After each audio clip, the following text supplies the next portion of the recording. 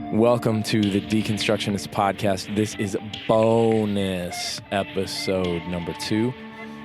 We have show notes on our website that often reference books that we're reading, but we wanted to give you guys some stuff while you're, in your car driving or working out or whatever. Some great, some bookmarks in your mind, some things that we're reading, and we wanted to just plant in your brain. This is some stuff that the Deconstructionist podcast recommends. John, you want to kick us off? Sure. Your mom just totally threw me off, though. She just liked one of her posts. Mom, Peggy Narlock. All right, Mom, stop. Sorry. Okay, focus. I would say the first one that I think people have been asking a lot about, just because he's probably not as well known, but old Pete Rollins. Pete Rollins. The book's called Insurrection. We actually got a question about it today, but he's an Irish philosopher. And the book was just, I think, instrumental because it defines Oh my gosh.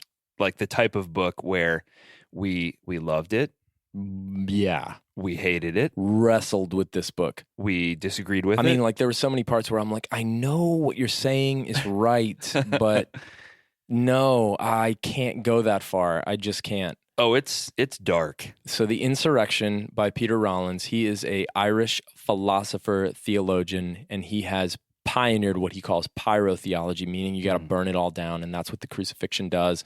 But there is resurrection, but it's different than you might think it is. Pick up Insurrection by Peter Rollins if you want to get your really teeth kicked in, Yeah, honestly. it's dark.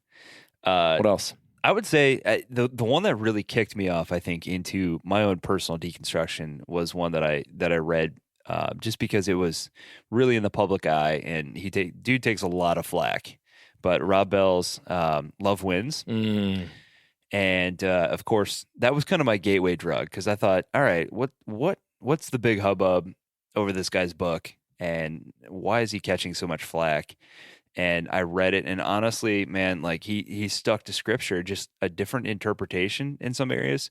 It was nuts. Yeah, and Dude got absolutely crucified. but it's just this really loving view on a lot of different things. And Hence, Love Wins. yeah, and of course that led me to Velvet Elvis, and so I would say Love Wins. Rob Bell's just a good middle ground, wouldn't you say? I mean, he's just a good... Yeah, Like, if you're interested in a Christian interpretation of spirituality in Jesus, in that revelation, but there's been so many like fundamentalists or ultra conservatives that have just totally turned you off. You kind of side with Gandhi, where he said, I like your Christ, but I don't like your Christians. right. I have trouble, you wouldn't feel that way if you read some Rob Bell. He'd be a great introduction into it. There's so much good in Christianity, but such a bad rap so much of the time. What ends up really on the good front page. Gracious, like loving approach to it. And the thing that's interesting is, if the more you read, and at least the more I've read, he's not reinventing the wheel, Right. He's pulling from a lot of other authors. He didn't that say came anything long that before him. Everybody else who gets lauded, like a C.S. Lewis or an N.T. Wright or a Tim Keller or, things like that. He's saying what they say, just in a different way. Right. He got the Oprah bump, he's man. He's stirring the pot a little bit. Let's get honest. He wants to. Hey, he got the Oprah bump too. Yeah, he really did. That'll get you some attention. That took him up. So what else? Richard Rohr. Oh yes, Falling Upward by Richard Rohr, 100%. If you were struggling, thing by Richard Rohr, to be honest. Yeah, yeah. I mean, I would read Catholic friar, Franciscan monk. very mystic. He is a mystic. Yeah. Which mystical and the mystery and all that kind of stuff is something that this podcast really centers on. You can't know it all. We don't have omniscience. Faith is not certainty, but it's mystery. Loving ambiguity, which Rollins talks about as well. Definitely Richard Rohr. Absolutely. I want to throw out a couple off the beaten path here. French atheist philosopher Luc Ferry. One of the best books I've ever read. If you're into philosophy at all, but you want a quick overview that almost feels like dinner table conversation, A Brief History of Thought is an absolutely wonderful, wonderful book. It was on the bestseller list for a long time. It's put out by Harper. Luc Ferry is a philosopher at the University of Paris. was awarded several awards for this book because it's just so damn good. It's just a great book. Get the brief history of thought by Luke Ferry. And then also check out a book that changed my life by a Jewish mystic, theologian, rabbi named Abraham Joshua Heschel, called The Sabbath. Changed my life, changed me and my family, my wife, our look at material possessions, rest, boundaries, things like that, in a really beautiful, mystical, awesome way. I mean, just absolutely wonderful. What else we got? Well, before we move on, can I ask you a question? I know this isn't a question. Go for it. Podcast. We're just recommending books, but just to kind of dive in a little bit deeper. Why is it important to you? I think to read authors of other faiths, especially because Heschel's one that I've got some of him on my bookshelf as well, and he's been recommended, pretty heavily. But why is it important to go outside of our own faith community and read things by other? He's a Jewish. There's so many mystic. different answers to that question. Maybe the Adam Narlock. That could be an episode. I'm going to give you the Adam Narlock. Give me the Adam Narlock. So the bottom line is, if you believe in any kind of idea of truth,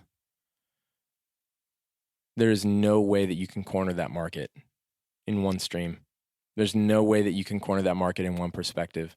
There's no way that the way that you were born into seeing things or the things that you were handed is the only way to see it.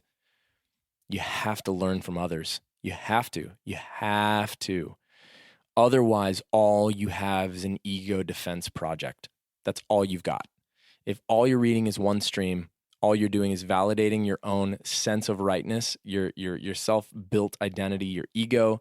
You have to let other streams in. You have to. You freaking have to. I will sing that song until the day I die now because I found so much freedom in it. And it's absolutely wonderful. It's just great, man. That's beautiful. And I mean, thank you for asking me that question.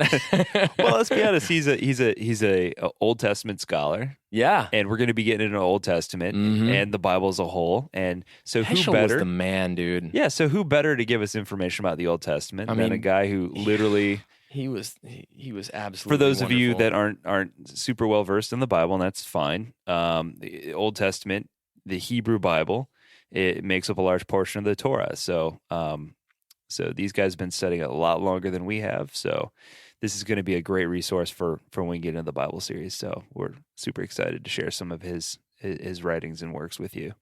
So what else we got? What else have you been reading?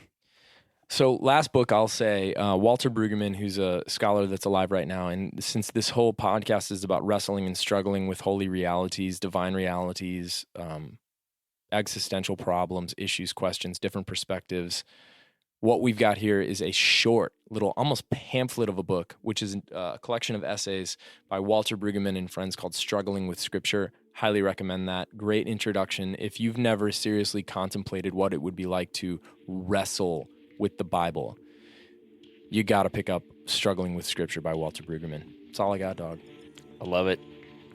So we'll do more of these in the future, and we'll, as we do episodes, I think it's important for us to let you guys know what resources that we use and what books that we really found helpful, so that you guys can dive a little deeper into those books and those articles that we've read. So thanks for listening. This is the Deconstructionist Podcast. Grace and peace to you, friends.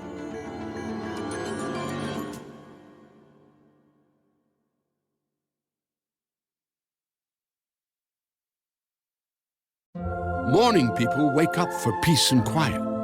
McDonald's breakfast people, we wake up for the sweet rush of getting that warm, delicious breakfast right before it ends. Crush your morning goals with a steak, egg, and cheese bagel or any breakfast sandwich and snag another one for just $1 with the buy one, get one deal. Only in the McDonald's app. Limited time only at participating McDonald's. Valid once per day. Must opt into rewards. Ba-da-ba-ba-ba.